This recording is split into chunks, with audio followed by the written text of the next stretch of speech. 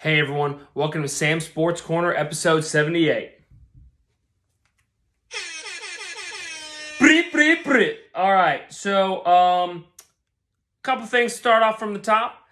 This was a Christmas gift, so I think you should say something nice to me about it. It's a nice hat, it's a nice beanie, it's very comfortable, and I think you should start off this week by saying something nice to me about my hat. We need a little bit more niceness in the world. And in case you're curious, the shirt is correct. I do chug good, not great, but good. Happy New Year, everyone. It's sometime in early January. I'm not really sure what day it is because with the new year, most of us spend just eating and drinking and not really knowing what day of the week it is. I mean, unless you're employed like a loser, but whatever. 2019 kind of sucked, just to be honest.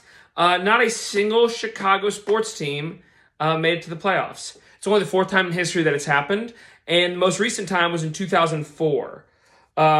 So that's 15 years since the last time that not a single sports team from the city of Chicago has made it to the playoffs in a single year.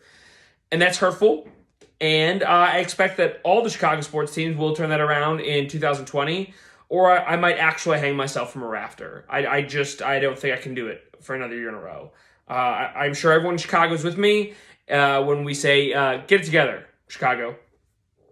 Next, we're going to move into some playoff football. Titans upset the Patriots. I've been saying all week that they could do it with Derrick Henry, their defense. Ryan Tannehill played like absolute dog shit, which I didn't see coming. But they still won, so it didn't really matter. I backed myself out of my own bet the morning of. I texted my bookie because he's a nice guy, and I was like, hey, man, I got to cancel my bet because I did bet the Titans to win. And it's all because Tom Brady released this hype video with that Christopher Walken monologue about the lion being the lion, and I just got scared, and I backed out, and I shouldn't have. Stupid me, lost out on some money, but I got to enjoy a game without betting on it, which if you are a gambler, do it every once in a while. It's actually kind of nice to just enjoy a football game without money on the line. If you don't ever gamble and you think I'm talking like a degenerate, I watched a football game like you people. So just congratulate me. All right. Once again, new year, new us. Be nice. By the way, Tom Brady seals the game for the Titans by throwing a pick six with 9 seconds left on the clock.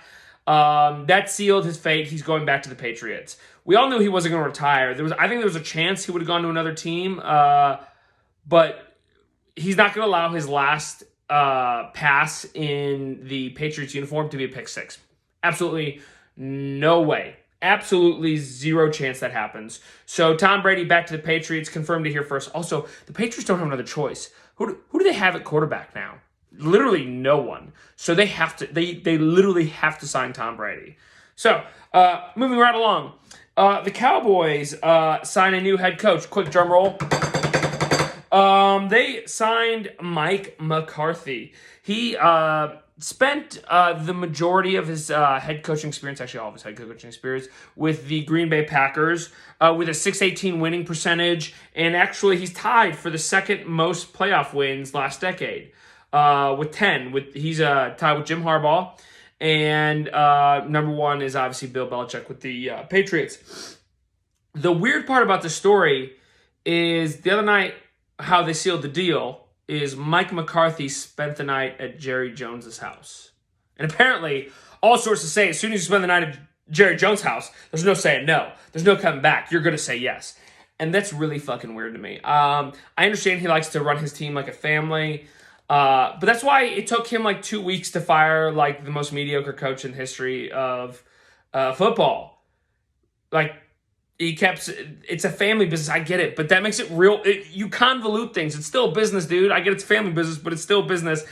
And it's fucking weird to have another grown man spend the night at your house.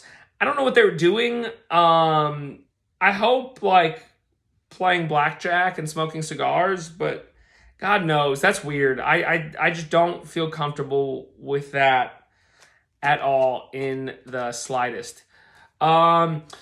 LSU and Clemson coming up for the national championship. If you are not hammering LSU, you're a big dumb idiot. LSU is going to win by 2 tutties every day of the week. I understand I picked the Clemson game wrong, Clemson, Ohio State, but it was still close. I just don't. Clemson is not of the same caliber. They're just not.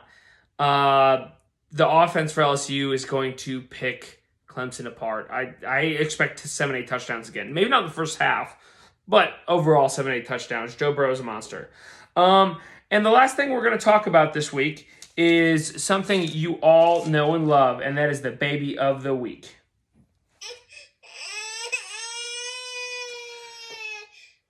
All right, I know you guys are all itching to find out who the baby of the week is, and it is the New Orleans Saints fandom.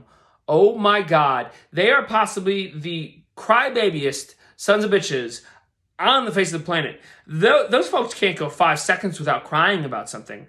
I understand, last year you got screwed over, right?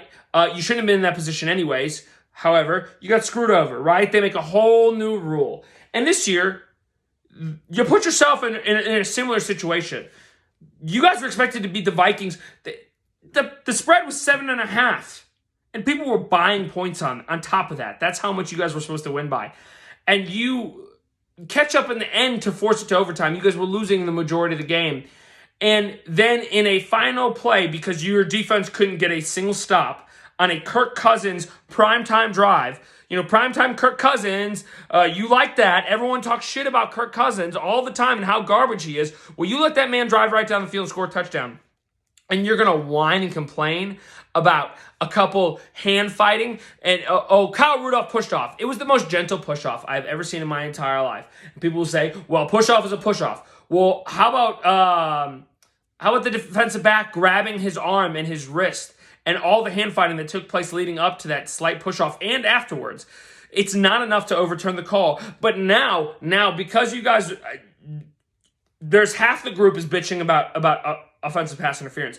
The other half is now bitching that the rule needs to be changed, that they need to change the rules for the NFL overtime, which I've said for 3-4 years now. They do. But every time a rule doesn't work out in the Saints' favor, it's screaming and crying to the max. They all take to Facebook and Twitter and to the streets and to the law offices of James Sokoloff or whoever's taking cases against the NFL these days and make a stink about it. And it's ridiculous. You lost. You lost because your team didn't play up to their level of game. And you lost because you couldn't stop Kirk Cousins on an overtime drive, because Kirk Cousins is actually a good quarterback. I refuse to hear any more disrespect about him from this moment forward.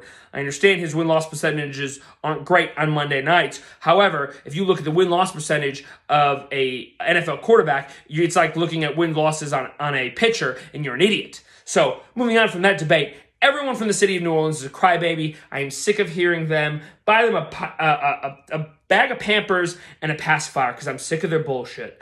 I hope you guys enjoy the rest of the playoffs.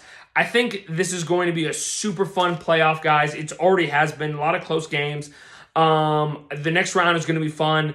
They gave a shit ton of points in favor of the Chiefs and the Ravens, and I just don't see it happening in the playoffs. So I'm going to go ahead and say take Texans to beat the spread, take Titans to beat the spread. The Vikings are going to beat the Packers. I don't see them beating a team 3 times in one season. 2 times hard enough. 3 times is unreal. And 49ers move on as well. I hope to see you guys again soon. Have a good week.